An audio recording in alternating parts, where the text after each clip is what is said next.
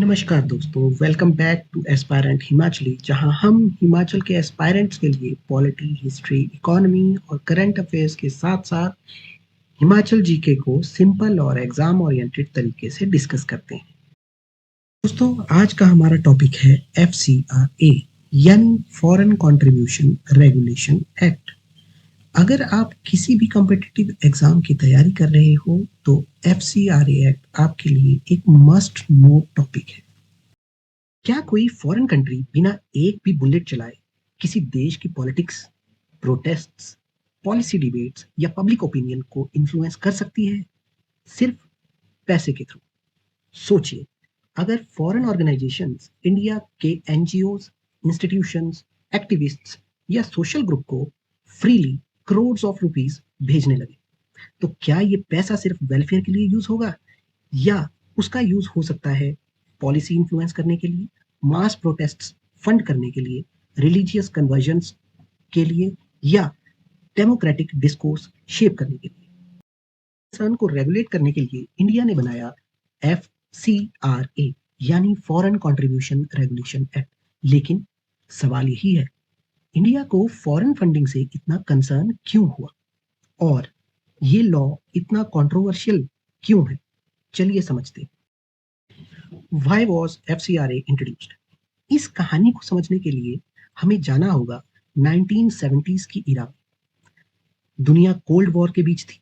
Super powers US and Russia directly war में नहीं लड़ रहे थे, वो दूसरे देशों को इन्फ्लुएंस कर रहे थे through proxy organisations, ideological groups, NGOs और कोवर्ट फंडिंग के थ्रू।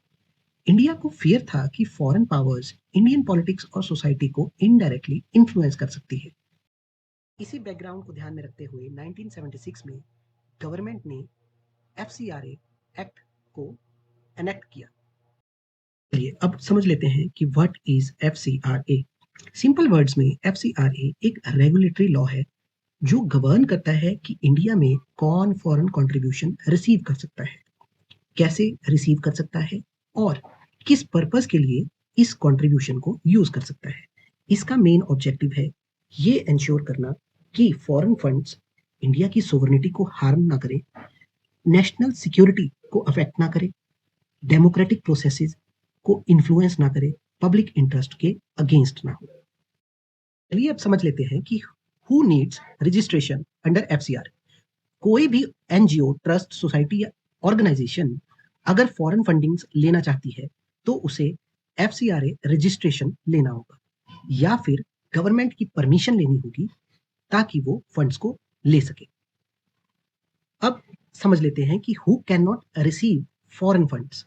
कुछ सेंसिटिव कैटेगरीज को फॉरेन कंट्रीब्यूशन लेना प्रोहिबिटेड है, जैसे election candidates, political parties, member of parliament and member of legislative assembly, जजेस, government servants, public servants and certain media persons. Reason simple है, government मानता है कि इंस्टीट्यूशंस को फॉरेन इन्फ्लुएंस से इंसुलेट रहना चाहिए। चलिए अब समझ लेते हैं लेजिस्लेटिव एवोल्यूशन और मेजर चेंजेस। जैसा कि हमने देखा कि एक्ट 1976 में पहली बार आया, उसके बाद 2010 में एफसीआरए एक्ट फिर से आया और 2020 में इस एफसीआरए एक्ट को अमेंड किया गया। नाउ 2026 में फिर से अमेंडमेंट के लिए बिल प्रपोज होने जा रहा है। तो चलिए एक एक करके इन सब एक्ट्स के प्रोविजंस को समझते हैं। चलिए अब फॉरेन कंट्रीब्यूशन रेगुलेशन एक्ट 2010 को देख लेते हैं। एफसीआरए 2010 मॉडर्नाइज्ड वर्जन था 1976 के एक्ट का। इसके इंपॉर्टेंट पॉइंट्स हैं, इसने 1976 के एक्ट को एंटायरली रिप्लेस कर दिया। इसमें 5 इयर्स रजिस्ट्रेशन वैलिडिटी का कॉन्सेप्ट लाया गया, मैंडेटरी रिन्यूअल ऑफ लाइसेंस का कॉन्सेप्ट लाया गया, फॉरेन कंट्रीब्यूशन की डेफिनेशन को ब्रॉडर बनाया गया। फॉरेन कंट्रीब्यूशन रेगुलेटरी एक्ट 2010 में कुछ अमेंडमेंट्स किए गए और ये अमेंडमेंट्स हुए ईयर 2020। इस अमेंडमेंट का बेसिक ऑब्जेक्टिव था कि एफसीआरए 2010 के रूल को और ज्यादा स्ट्रिक्ट और स्ट्रिंजेंट बनाया जा सके। सबसे पहला इंपॉर्टेंट पॉइंट जो 2020 की अमेंडमेंट में था वो था कि अब no NGO to NGO transfer, यानी कोई भी एक एनजीओ दूसरी एनजीओ को फंड ट्रांसफर नहीं कर पाएगी। दूसरा इंपॉर्टेंट पॉइंट था कि अब एडमिनिस्ट्रेटिव गैप को रिड्यूस कर दिया गया 50% से 20%। यानी जितनी भी फॉरेन फंडिंग आएगी उसका सिर्फ और सिर्फ 20% ही एडमिनिस्ट्रेटिव एक्सपेंसेस में यूज किया जा सकता है। बाकी का सारा पैसा आपको सिर्फ उसी पर्पज के लिए यूज करना होगा जिस पर्पज के लिए फॉरेन कंट्रीब्यूशन आई थी। तीसरा इंपॉर्टेंट पॉइंट था आधार कार्ड को मैंडेटरी करना। अब ऑफिस बियरर्स के लिए या की ऑफिशियल्स के लिए आधार मैंडेटरी कर दिया गया। चौथा पॉइंट था कि अब एसबीआई बैंक अकाउंट में फंड रिसीव करने के लिए आपके पास अकाउंट होना चाहिए, यानी सिंगल एफसीआरए बैंक ब्रांच, और वो भी दिल्ली ब्रांच। पांचवा था कि अब गवर्नमेंट के पास ऐसी पावर्स है जिससे वो एनजीओ की लाइसेंस को सस्पेंड कर सकती है और उनके ऊपर इंक्वायरी पावर्स बिठा सकती है, यानी इंक्वायरी बिठा सकती है। चलिए अब समझ लेते हैं कि 2026 में पार्लियामेंट क्या बिल प्रपोज करने वाली है। तो पार्लियामेंट बिल को प्रपोज करने वाली है और ये अमेंडमेंट होगी 2010 के एफसीआरए एक्ट में।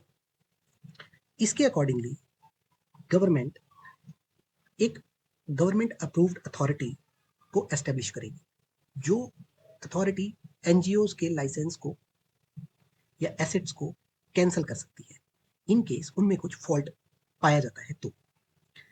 दूसरा है time limit on funds utilisation.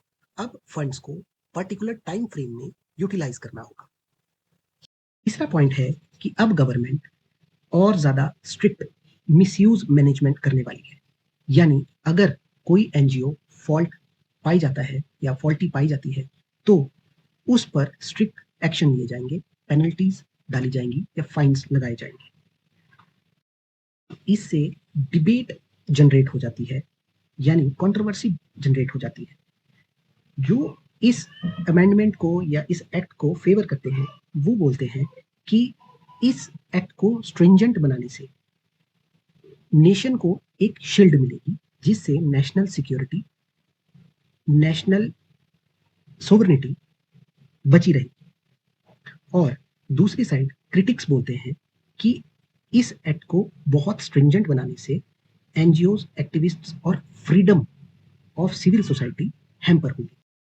कुल मिलाकर अगर अब हम इस पूरे एक्ट को कंक्लूड करें तो 1976 से लेकर 2026 तक एफसीआरए ग्रेजुअली स्ट्रिक्ट होता जा रहा है और अमेंडमेंट के साथ एक नया डिबेट खड़ा हुआ है, national security versus civil society freedom. इसी वजह से एफसीआरए इंडिया का सबसे डिबेटेड गवर्नेंस लॉ में से एक बन चुका है। एफआरसीए में बस इतना ही।